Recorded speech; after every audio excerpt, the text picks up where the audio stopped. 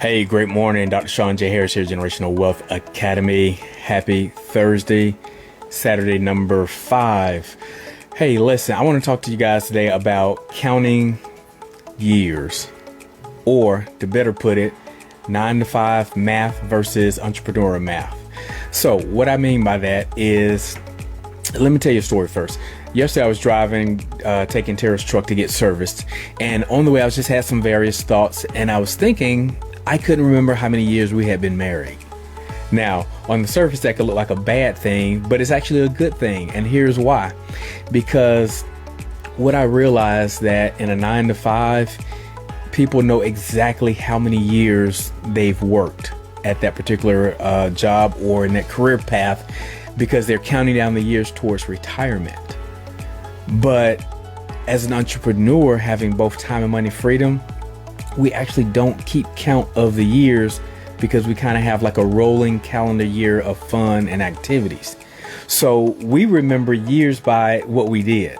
It's like, hey, we rented an island 5 years ago. That was in Colombia. So then we have to do the math to see what year that was, 2017, 2018, whatever it was.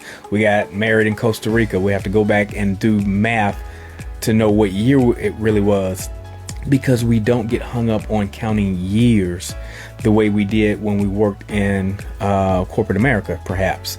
So again, it's like I was watching a person make a post yesterday, and they were talking about celebrating almost 2 decades in a career field.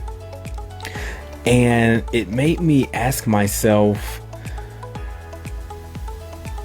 is that what that person really wants to do? And I hear a lot of people say that they enjoy what they do, but I think a lot of times that's a default answer or a default comment to self-soothe our placement or our lot in life.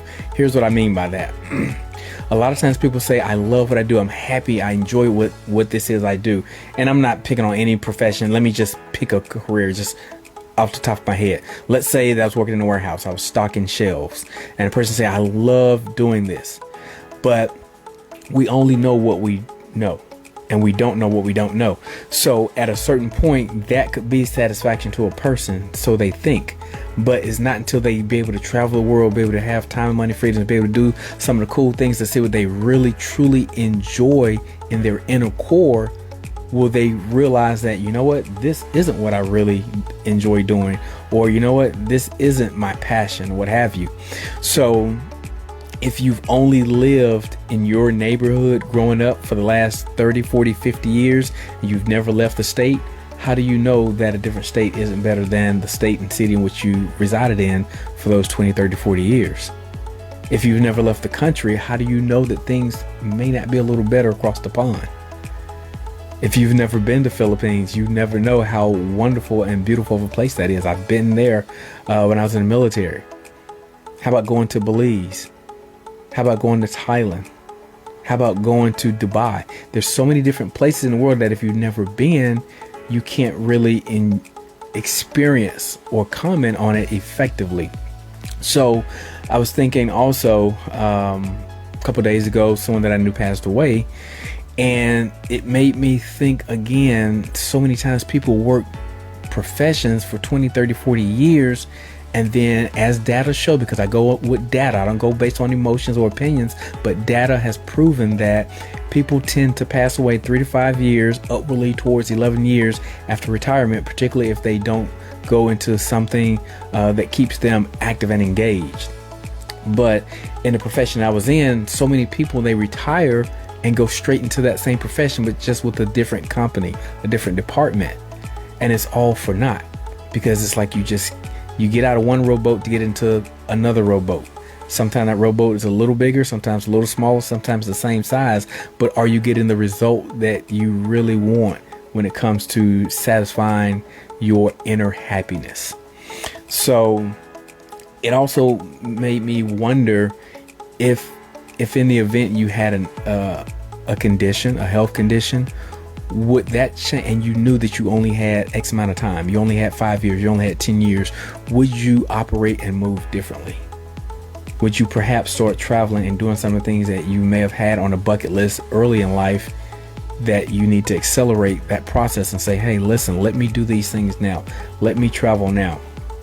Tara and I, we live all out every day.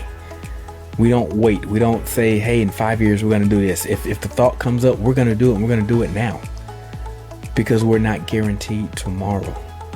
So when I look at it in the 9-to-5 world, every 1 year that a person has, Tara and I have 2 to 3 years that we compress into that same 1 year, because we're always engaged. We're always doing cool things that make us happy, because we're not guaranteed time. And I want people to really understand and grasp that concept, to realize that we don't have infinite time. We don't have a guarantee for tomorrow. We don't have a guarantee for the rest of this day, let alone for the next hour.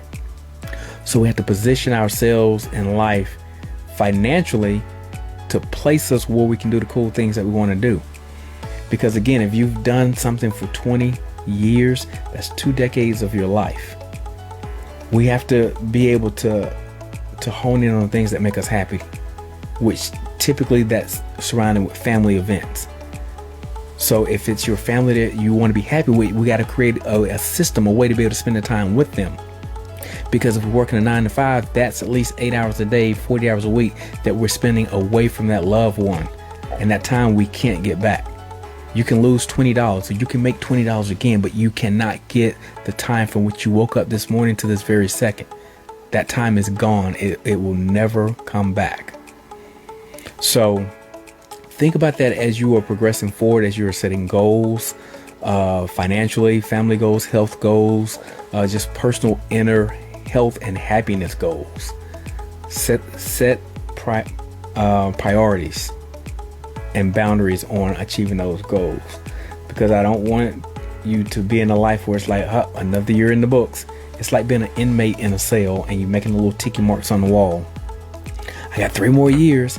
I just spoke to someone last week, in a profession I used to be in, and they were telling me, hey, I left the profession in 2001. The person is still in the profession and said they're going to work 2 or 3 more years and then want to retire and continue doing what they're doing again, just in a different area. That doesn't make sense to me. I was always led to believe that if you did work a job back when I was growing up, it was you work 20 years, you retire, you get the golden watch package, you live happily ever after. But people are retiring for rehire, to retire a second and even a third time. If that's not the life that you really want to live in your core being, let's connect. Let's do something different. Set up a strategy call with Tara and I, and we can map out a blueprint how you can achieve your time and money freedom while you still have time. All right, guys, I'm Dr. Sean J. Harris. Make impact and make money while you're doing it. Reach out to us at growfamilylegacy.com.